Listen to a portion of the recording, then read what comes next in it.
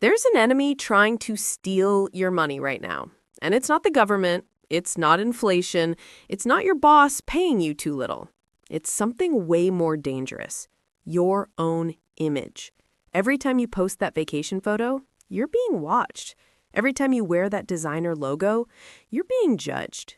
Every time you upgrade your car, you're being targeted. By who? By everyone.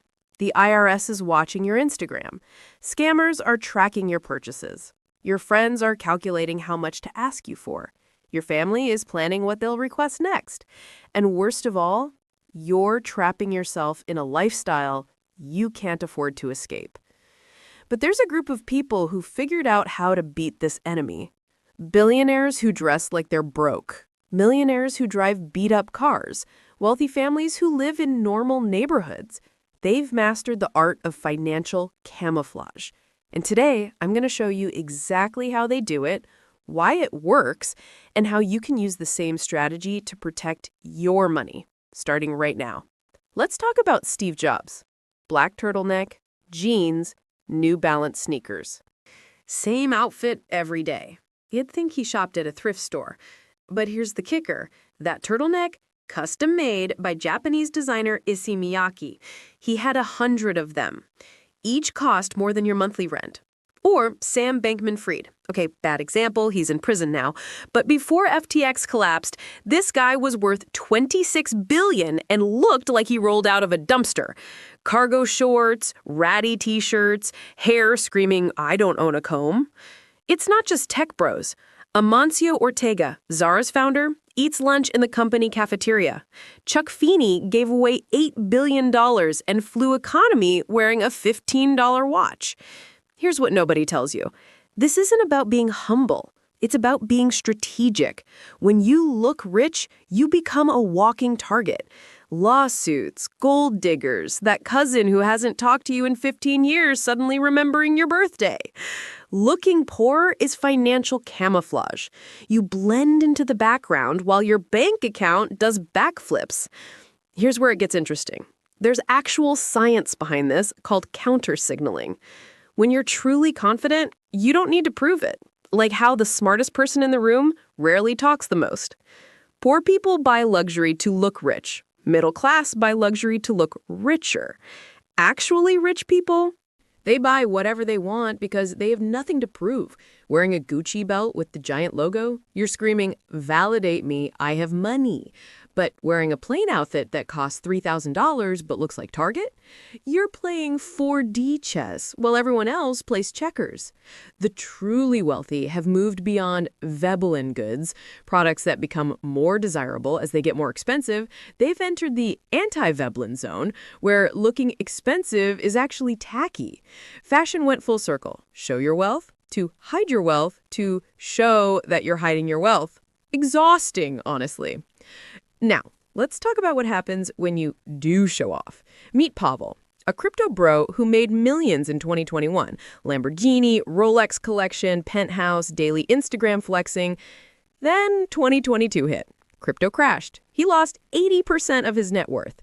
But he'd already upgraded his entire life. The Lambo lease, penthouse rent, girlfriend expecting designer bags, friends expecting bottle service.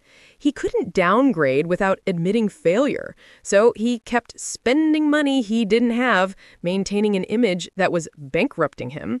Last I heard, he's back with his parents, but his Instagram still shows the rich life using old photos. This is lifestyle creep plus image debt, the social debt of maintaining a persona you can't afford. The messed up part? Studies show people displaying wealth on social media are more likely to get IRS audits. The tax man literally scrolls Instagram looking for people flexing Birkin bags while claiming $30,000 income. Let's talk about my favorite billionaire you've never heard of, Nicholas Berggruen. This guy is worth over $2 billion, and for the longest time, he didn't even own a home. He lived in hotels. Not because he couldn't afford a mansion, he just didn't want the burden. He literally called himself a homeless billionaire.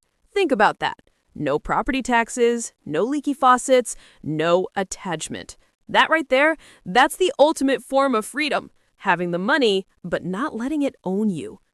Now compare that to the celebrities who need a security detail just to buy a carton of milk, or the pro athletes who get hit with lawsuits from people claiming they slipped on a wet floor at one of their parties, or the influencers who have to scan every single photo for a reflection in a window that might give away their location.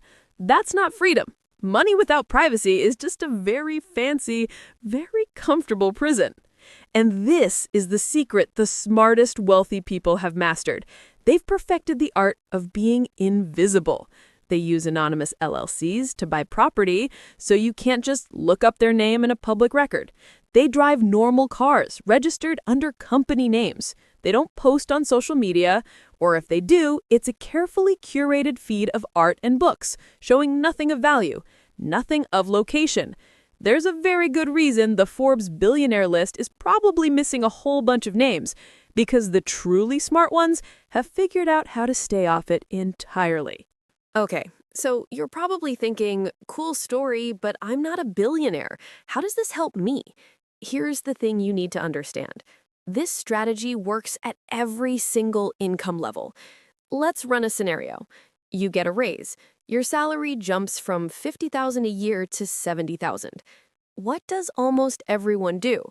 They immediately start looking for a bigger apartment, a nicer car, they start eating out 5 times a week, and within 6 months, they are living paycheck to paycheck all over again, just at a higher, more stressful level. But what if you didn't? What if you told no one about the raise? What if you kept living exactly like you make 50 grand, and you quietly invested that extra $20,000? In 10 years, with average market returns, that's over $250,000. That's a down payment on a house in cash. That's I'm quitting my job to go travel the world for a year money. That is freedom. So here's your action plan starting today. 1. The Stealth Wealth Wardrobe.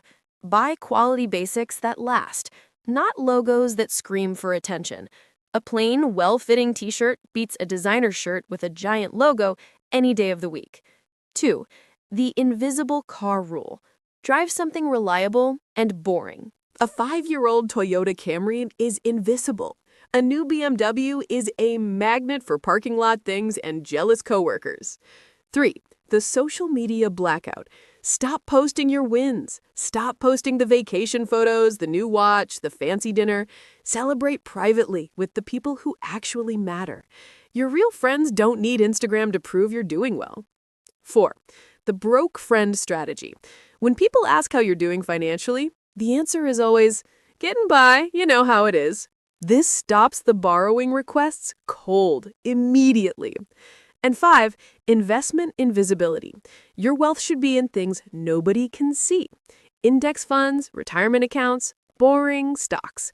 Not in cars, not in watches, not in bottles at the club. Here's the truth bomb. In a world where everyone is screaming, "Look at me," the real power move is to whisper. The rich pretend to be poor because they've learned the one lesson most people never figure out.